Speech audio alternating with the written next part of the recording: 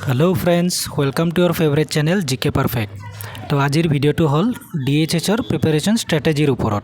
DHS माने directorate of health सार्विसेस। DME और DHSर exam तो प्राय सेमे है, प्राय बुली नहय सेमे है एक्चुअली माने DHS और DMEर जीटो अर्गेनाइजेशने एग्जाम पाते इतिया पर्यन्त जी होइसे मैं प्राय 2017 माনৰ পৰা দিছোঁ প্ৰায় 12-14টা মান এক্সাম দিছোঁ DHS প্লাছ DME। তো মই যিমান দূৰ দেখিছোঁ এটা অৰ্গেনাইজেশ্যনে পেপাৰখন সেট কৰে কাৰণ পেটাৰ্ণটো সেম একদম এক্সাক্ট পেটাৰ্ণ আহে। তো এতিয়া যদি কোনোবা অৰ্গেনাইজেশ্যন চেঞ্জ কৰি দিয়ে তেতিয়াতো বাৰু বেলেগ কথা, কিন্তু মোৰ লাগা নাই যে এইটো চেঞ্জ কৰিব, তো সেমে পেটাৰ্ণ হয়। সেইকাৰণে মই সেইটো হিচাপতহে ষ্ট্ৰেটেজিটো কম। এনেতো অভাৰঅল এটা হলিষ্টিক যোনটো প্ৰিপাৰেশ্যন ষ্ট্ৰেটেজি থাকে তাৰ বাবে মই ইংলিছ জিকে মেথছ আৰু কাৰেণ্ট এফেয়াৰ্ছ এইবিলাক প্ৰিপাৰেশ্যন কেনেদৰে কৰে তাৰ ভিডিঅ' দি থৈ দিছোঁ।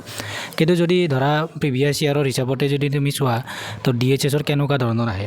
তো প্ৰথমতে মই কওঁ যে মই DHSৰ বহুতকেইটা এক্সাম দিছোঁ, প্ৰায় 14টা মানে দিলোঁ চাগে DHS প্লাছ DME মিলাই কিনে। বৰপেটাত গৈ এক্সাম দিছোঁ, বৰপেটা মেডিকেল কলেজৰ বা গুৱাহাটীতে বহুতকেইটা এক্সাম দিছোঁ। তো মোৰ গ্ৰেড 3 DHSৰ গ্ৰেড 3 এক্সামত মই গ্ৰেড 4 দিছোঁ প্ৰথম তেতিয়া গ্ৰেড 4 দিছিলোঁ যেতিয়া জব পোৱা নাছিলোঁ। তো DHSত মোৰ স্ক'ৰ প্ৰায় 100ৰ ভিতৰত 94 93 এনেকৈও হৈছে। এবাৰ DHSৰ এক্সামত জুনিয়ৰ এছিষ্টেণ্ট আৰু হেল্থ এডুকেটৰ দুটাতে ক্লিয়াৰ হৈছিল। হেল্থ এডুকেটৰত মই চাগে 89 নে 90 পালোঁ আৰু জুনিয়ৰ এছিষ্টেণ্টত মই 93 মান স্ক'ৰ কৰিছিলোঁ, আৰু গ্ৰেড 4ততো এটাত মই 97 স্ক'ৰ কৰিছিলোঁ 100ৰ ভিতৰত। তো ইমানখিনি স্ক'ৰ কৰা সম্ভৱ হয়নে নহয় বা কেনেকৈ কৰিছোঁ সেইটোৰ ওপৰত মই যেতিয়া এক্সাম দি আছিলোঁ প্ৰিভিয়াছ ইয়াৰৰ পেটাৰ্ণটো যেতিয়া গম পালোঁ DHSৰ একচুৱেলি প্ৰিভিয়াছ ইয়াৰৰ পেপাৰখিনি যদি গোটেইখিনি কৰা প্ৰায় 60 to 70% ৰিপিট হৈ যায় কুৱেশ্যন। তো সেইটো এটা এডভান্টেজ থাকে আৰু যিসকলে জানে বা যিসকলৰ লগত এই কুৱেশ্যন পেপাৰ কালেকশ্যনখিনি আছে। মোৰ এনেকুৱা বহুত কেণ্ডিডেট বা লগ বুলিয়ে ক'ব পাৰি যোনে মানে মোৰ পৰা মানে মোৰ লগত মানে এটা PDF আছে প্ৰিভিয়াছ ইয়াৰত। তো সেই গোটেইখিনি মানে কুৱেশ্যন ছেকশ্যন ৱাইজ আছে, জিকে মেথছ ইংলিছ এনেকৈ মানে ছেকশ্যন ৱাইজ আছে।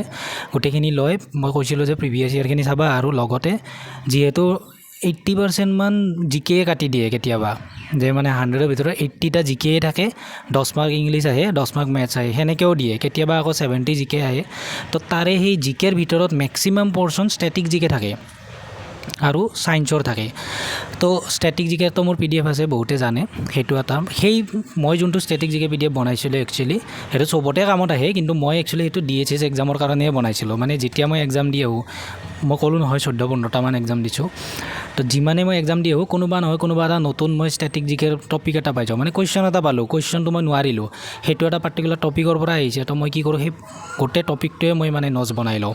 তো সেনেকৈ বনাইছিলোঁ, সেইকাৰণে মোৰ প্ৰায় 50-60টা মান টপিক মানে মোৰ হৈ গৈছিল ষ্টেটিক জিকেৰ। তো ষ্টেটিক জিকেটো DHSৰ কাৰণে বহুত ইম্পৰ্টেণ্ট। বাকী মষ্ট ইম্পৰ্টেণ্ট হ'ল প্ৰথমতে প্ৰিভিয়াছ ইয়াৰখিনি চাবাই, যদি প্ৰিভিয়াছ পেটাৰ্ণতে যদি কাটে তেতিয়াহ'লেতো প্ৰিভিয়াছ ইয়াৰৰ পৰা 60টা মান ৰিপিটে পাবা। তো সেইটো এতিয়া গেৰেণ্টি দি কোনো ক'ব নোৱাৰে, কিন্তু এতিয়ালৈকে 2017ৰ পৰা লাষ্ট যেতিয়ালৈকে DHSৰ এক্সাম গৈছে সেই পেটাৰ্ণ চেঞ্জ হোৱাই নাই। তো বহুত কেইজনে মোৰ লগৰ জব পাইছেও DHSত, এতিয়া এজন নলবাৰীত কৰি আছে, এজন DHSৰ অফিচত কৰি আছে। তো বহুত কেইজনে সেনেকৈ জব পাইছে, প্ৰিভিয়াছ ইয়াৰখিনি কৰিছে, বাকী আৰু ষ্টেটিক জিকেখিনি প্ৰিপেৰেশ্যন কৰিছে। নিজৰ এটা প্ৰিপেৰেশ্যন লাগিবই বাৰু, অনলি যে প্ৰিভিয়াছ ইয়াৰৰ পৰা কমন পৰি যাব সেইখিনিয়ে চাই যাওঁ সেইটোও কথা নহয়। ধৰি ল'লোঁ 60-70টা ৰিপিট আহিল, তাৰ পাছত যদি বাকীখিনিতো তুমি স্ক'ৰ কৰিব লাগিব, বেছি স্ক'ৰ কৰিব লাগিব, কাৰণ সেই 60-70 যোনে প্ৰিভিয়াছ ইয়াৰ চাই আছে সিহঁতেতো পাৰিবই সেনেকুৱা। তো ষ্ট্ৰেটেজিটো এনেকুৱা হ'ব যে প্ৰথমতেতো মষ্ট ইম্পৰ্টেণ্ট হ'ল যে প্ৰিভিয়াছ ইয়াৰৰ অল চাবা, মানে মেথছ ইংলিছ জিকে গোটেই, কাৰণ মেথছ এজ ইট ইজ মানে ৰিপিট হৈ যায়। মই যেতিয়া মানে চাইছিলোঁ, মই যেতিয়া এক্সাম দিছিলোঁ, মই যে ক'লোঁ 94-95 এনেকুৱা স্ক'ৰ কৰিছোঁ, তেতিয়া মানে ধৰা 60-65টা মান মানে ৰিপিটে হৈ যায়, আৰু মোৰ মেথছ পৰ্যন্ত মানে মই মুখস্থ কৰিয়ে গৈছিলোঁ, মানে এজ ইট ইজ আহে আৰু তুমি কি আৰু ছল্ভ কৰি থাকিবা। আনচাৰেই মুখস্থ আছিল, কুৱেশ্যনটো দেখিলে মুখস্থ হৈ আছে, আনচাৰটো ডাইৰেক্ট টিক মাৰ্ক কৰোঁ। বাকী যিখিনি মই স্ক'ৰ কৰিছোঁ সেইখিনি হ'ল মোৰ বাকী ষ্টাডিৰ পৰা, মোৰ যিখিনি ষ্টাডি হৈ আছে ষ্টেটিক জিকে নোটছ বনাইছোঁ, হিষ্ট্ৰী পলিটি যি পঢ়িছোঁ আৰু সেইবিলাক।